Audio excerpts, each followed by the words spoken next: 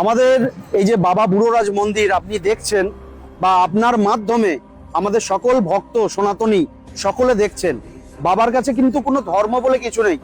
আমার নিজের চোখে দেখা এখানে সকল ধর্মের মানুষ বাবার কাছে ভক্তি ভরে পুজো দেয়। এখানে সব থেকে একটা আশ্চর্যজনক ঘটনা আমার চোখে, আমি সেই ছোটবেলা থেকে তো আসছি বাবার মন্দিরে, আমি বাবার একজন পরম ভক্ত। আমার খুব সৌভাগ্য যে বাবার মাথায় আমি ফুল দিতে পারি, বেলপাতা গঙ্গার জল দিতে পারি, বাবার পুজো করতে পারি, এটা আমার পরম সৌভাগ্য। তো একটা জিনিস আমার দেখা, 18 বছর বিয়ে হয়েছে, সন্তান পায়নি।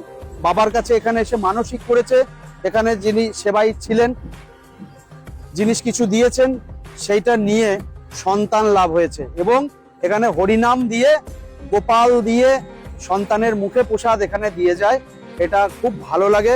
আর আমার কি বলবো, বাবাকে ভক্তি ভরে ডাকতে হবে, চোখের জল দিয়ে। বাবা টাকা পয়সা কিচ্ছু চায় না, বলেন আমাকে মন্ডা দাও, ফল মিঠাই দাও, বাবা চায় ভক্তি আর চোখের জল।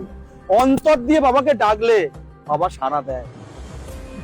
আমি একটা নজিরবিহীন, যেমন আমার গোটা গায়ে ঘা হয়েছিল, আমি কলকাতা, বর্ধমান, কাটোয়া, হেন কোনো ডাক্তার নেই, ভেলোর পর্যন্ত গেছি, ভালো হয়নি, বহু টাকা খরচ করেছি।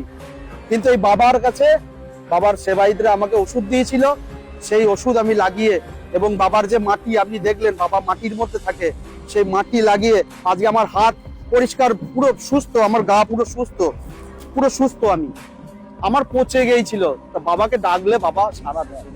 চোখের জল দিয়ে বাবাকে ডাকতে হয়, বাবাকে চোখের জল, আর কিচ্ছু লাগে না। ভক্তের ভগবান বাবা বুড়োরাজ। জয় বাবা।